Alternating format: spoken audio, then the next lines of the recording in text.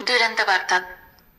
ചില മനുഷ്യർ നമ്മുടെ ജീവിതത്തിലേക്ക് വരുന്നത് വെറും ബന്ധുക്കളാകാൻ മാത്രമല്ല, നമ്മളെ ജീവിക്കാൻ പഠിപ്പിക്കാൻ കൂടിയാണ്. സോഷ്യൽ മീഡിയയിലെ ക്യാമറ കണ്ണുകളും പേസ്ട്രി ഗോസിപ്പുകളും എപ്പോഴും താരങ്ങളുടെ ദാമ്പത്യത്തിലെ വിള്ളലുകളെ കുറിച്ചാണ് സംസാരിക്കാറുള്ളത്. നവ്യ നായരും ഭർത്താവ് സന്തോഷ് മേനോനും തമ്മിൽ അകൽച്ചയിലാണെന്ന വാർത്തകൾ സജീവമായിരിക്കുമ്പോഴും ആ വാർത്തകളെ എല്ലാം നിഷ്പ്രഭമാക്കുന്ന ഒരു അമ്മ മനസ്സ് ആ കുടുംബത്തിൽ ഉണ്ടായിരുന്നു. ബേബിയമ്മ. നവ്യയുടെ ഭർത്തൃമാതാവ് എന്നതിലുപരി ആ കുടുംബത്തിന്റെ ജീവനാടി. ആ ബേബിയമ്മയുടെ അപ്രതീക്ഷിതമായ വിയോഗം ഇന്ന് ആ കുടുംബത്തെ മാത്രമല്ല, സിനിമാ ലോകത്തെയും ഒരേപോലെ കണ്ണീരിലാഴ്ത്തുകയാണ്. വർത്തമാനകാലത്തിന്റെ വിങ്ങലായി മാറിയ ആ ഓർമ്മകളിലേക്ക് നമുക്കൊന്ന് കണ്ണോടിക്കാം. വർഷങ്ങൾക്ക് മുൻപ് അച്ഛൻ നഷ്ടപ്പെട്ട സന്തോഷ് മേനോന് അമ്മ തന്നെയായിരുന്നു എല്ലാം.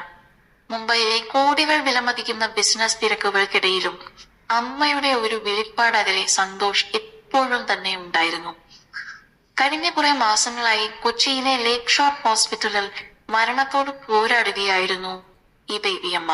ICUവിൽ നിന്നും ഓരോ തവണ അമ്മ ജീവിതത്തിലേക്ക് തിരികെ വരുമ്പോഴും ആ മകൻ സോഷ്യൽ മീഡിയയിൽ പങ്കുവെച്ച കുറിപ്പുകൾ ഒരു സാധാരണ മകന്റെ പ്രാർത്ഥനകളായിരുന്നു.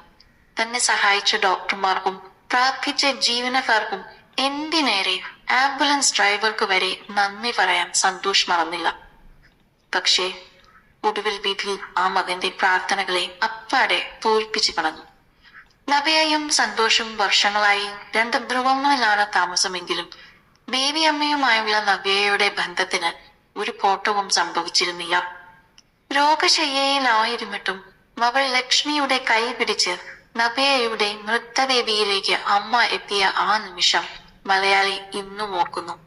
അന്ന് ആ സ്റ്റേജിന് പിന്നിൽ വെച്ച് അമ്മയെ കെട്ടിപ്പിടിച്ച് നവ്യ വിതുമ്പിയപ്പോൾ ഒരു മരുമകൾ എന്നതിനപ്പുറം ഒരു സ്വന്തം മകളുടെ സ്ഥാനമാണ് ബേബിയമ്മ നവ്യക്ക് നൽകിയതെന്ന് ലോകം തിരിച്ചറിഞ്ഞു.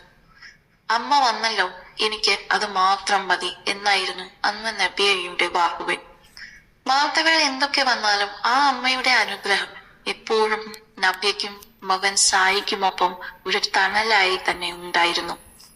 അമ്മയ്ക്ക് വേണ്ടി ചങ്ങനാശ്ശേരി പെരുന്നയിൽ സന്തോഷ് ഒരു പുതിയ വീട് നിർമ്മിക്കുന്നുണ്ടായിരുന്നു.